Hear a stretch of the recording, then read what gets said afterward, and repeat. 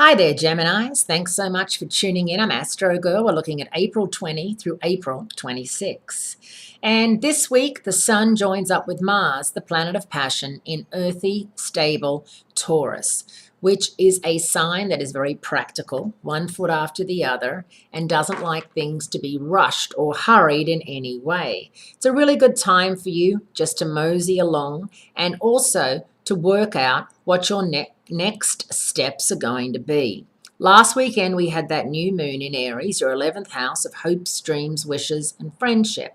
And some of you may have woken up on the 18th or the 19th or even later this week and think, I really want to, well, whatever it is that you really want to be doing, you need to work out how you can start making moves towards it and start growing into whatever it is you want to get into. Because Geminis, you are a flighty sign.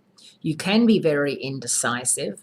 And this is definitely a time when, with so much planetary activity, Mars and the Sun in your past karma and self-renewal zone, that you may be looking back over things that have passed your way and that you didn't latch onto, and situations that you didn't take advantage of, and wish maybe that you'd stuck it out a little bit more. I think a lot of Geminis feel that way, that sometimes situations that they could have really made some money out of, whether it's a real estate deal or a job or a chance to get in on a business on the ground floor, and you didn't do it because you were busy and because you didn't really pay enough attention to what was going on.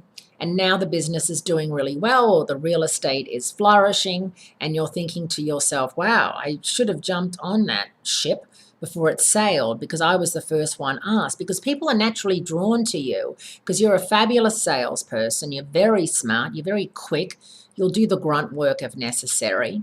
And people need that because a lot of people can't do that. A lot of people are the figures person, or the person who actually is the planner and the director and the producer. You're none of those. You're like the person that just does a little bit here, does a little bit there, but in the grand scheme of things, does a lot because you don't like being bored.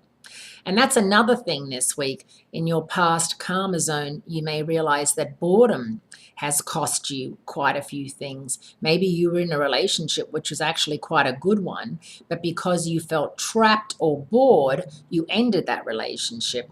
And now you're realizing that maybe you should have hung in there a little bit more and tried a little bit more and just seen where it went, rather than ending things completely. Because especially if it's someone that's in the same business as you and you keep seeing them and you're seeing how they've changed, or how they're not really that boring after all, they were just a bit techie for you or a bit of a geek for you. But geek is the new black, let's be honest. I mean, all these guys who are inventing all these things and tech savvy, they're the hot new millionaires. They're on the front of magazines all the time, And let's face it, not all of us are going to meet Orlando Bloom or Leonardo DiCaprio and actually have a relationship with him.